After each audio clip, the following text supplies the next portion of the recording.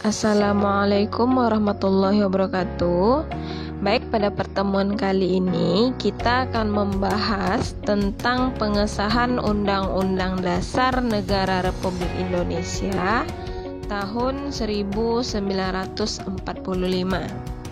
Oke, langsung saja kita bahas yang pertama tentang pembentukan PPKI. Nah, sebagaimana yang kita ketahui bersama bahwa PPKI ini adalah singkatan dari Panitia Persiapan Kemerdekaan Indonesia. Sedangkan BPUPKI, Badan Penyelidik Usaha Persiapan Kemerdekaan Indonesia. Nah, jadi pada tanggal 7 Agustus 1945, setelah menyelesaikan tugasnya dengan baik, BPUPKI dibubarkan. Soekarno kemudian diangkat sebagai ketua. Selanjutnya dibentuk PPKI. Setelah dibentuk, ada dua tugas PPKI. Yang pertama yaitu meresmikan pembukaan dan batang tubuh Undang-Undang Dasar 1945. Tugas kedua yaitu melanjutkan hasil kerja BPUPKI, mempersiapkan pemindahan kekuasaan dari pihak pemerintah pendudukan militer Jepang kepada bangsa Indonesia. Selain itu, mempersiapkan segala sesuatu yang berhubungan dengan masalah ketatanegaraan bagi negara Indonesia. Selanjutnya, B. Keanggotaan PPKI. PPKI beranggotakan 21 orang yang dipilih oleh Marsekal Terauchi. Jadi yang dipilih oleh Marsekal Terauchi di sini adalah 21 orang, 12 orang dari Jawa, 3 orang dari Sumatera, 2 orang dari Sulawesi, 1 orang dari Kalimantan, 1 orang dari Nusa Tenggara, 1 orang dari Maluku, dan 1 orang dari golongan Tionghoa.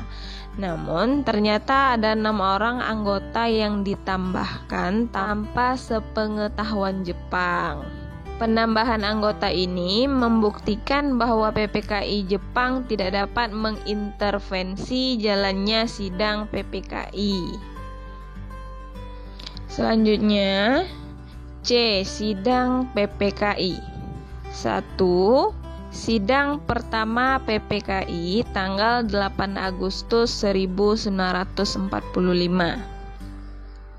Pada tanggal 8 Agustus 1945, PPKI menggelar sidang pertamanya. Salah satu agenda acaranya menetapkan dan mengesahkan rancangan undang-undang. Nah, jadi proses pengesahan Undang-Undang Dasar ternyata berlangsung singkat, yaitu kurang lebih 2 jam. Para anggota sidang membahas rancangan Undang-Undang Dasar dalam suasana penuh rasa kekeluargaan, cermat, teliti, saling menghargai antar anggota, dan tanggung jawab. Nah, jadi secara lengkap sidang pertama PPKI menghasilkan keputusan sebagai berikut. A. Menetapkan dan menjelaskan Undang-Undang Dasar 1945. B.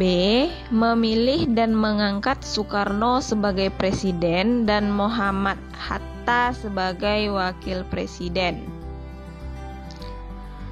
C. Membentuk Komite Nasional Indonesia atau disingkat dengan KNPI. Jadi KNPI ini berfungsi membantu presiden dan wakil presiden sebelum lembaga-lembaga negara yang diharapkan Undang-Undang Dasar 1945 terbentuk secara resmi. Selanjutnya, perubahan Undang-Undang Dasar 1945. Yang pertama, mengganti istilah hukum dasar menjadi undang-undang dasar. Yang kedua, mengganti muqaddimah yang terdapat di Piagam Jakarta menjadi pembukaan. Sedangkan yang ketiga, mengubah kalimat dalam suatu hukum dasar menjadi dalam suatu undang-undang dasar. 4. Mengubah kalimat sila pertama, ketuhanan dengan kewajiban menjalankan syariat Islam bagi pemeluknya, menjadi ketuhanan yang Maha Esa. 5. Menghilangkan kata menurut pada alinea keempat yang tercantum sila kedua Pancasila, menjadi kemanusiaan yang adil dan beradab. 6. Pasal 6 ayat 1. Presiden ialah orang Indonesia asli yang beragama Islam, menjadi presiden ialah orang Indonesia asli. Pasal 29 ayat 1. Negara berdasar atas ketuhanan dengan kewajiban menjalankan syariat Islam bagi pemeluk-pemeluknya, menjadi negara berdasar atas ketuhanan yang Maha Esa.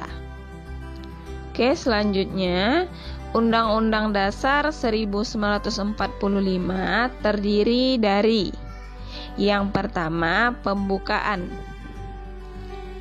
yang memuat tujuan negara, bentuk negara, dan rumusan Pancasila sebagai dasar negara.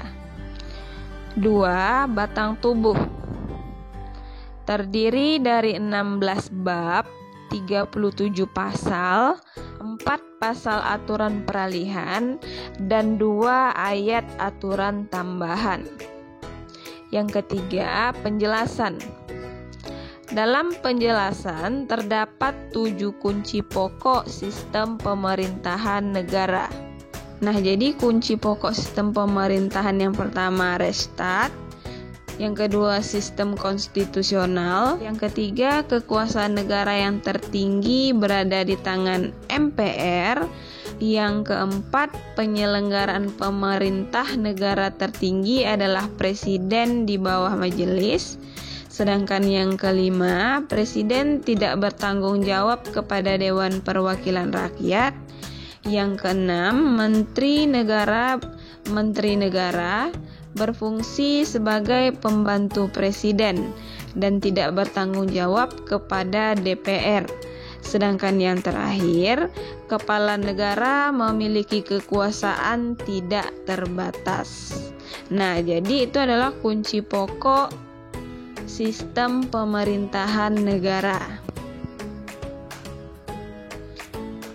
Selanjutnya, yang kedua, sidang kedua PPKI, yaitu tanggal 19 Agustus 1945. Jadi, sidang ini menghasilkan 2 keputusan. A. Pembentukan 12 departemen beserta pejabat kementeriannya. B. Pembagian wilayah Indonesia menjadi 8 provinsi, yaitu Sumatera, Jawa Barat, Jawa Tengah, Jawa Timur, Borneo, Sulawesi, Maluku, Sunda Kecil. Selanjutnya, sidang ketiga PPKI, yaitu pada tanggal 22 Agustus 1945. Sidang terakhir ini menghasilkan A. Membentuk Komite Nasional Indonesia yang berfungsi sebagai badan pembantu dan penasehat presiden. B. Menetapkan Partai Nasional Indonesia sebagai partai tunggal. Sedangkan C.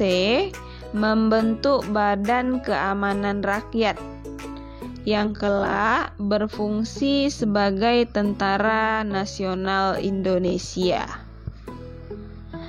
Baik, sampai di sini pertemuan kita pada hari ini. Semoga materi yang Umi sampaikan dapat dipahami dengan baik. Umi tutup dengan Assalamualaikum warahmatullahi wabarakatuh.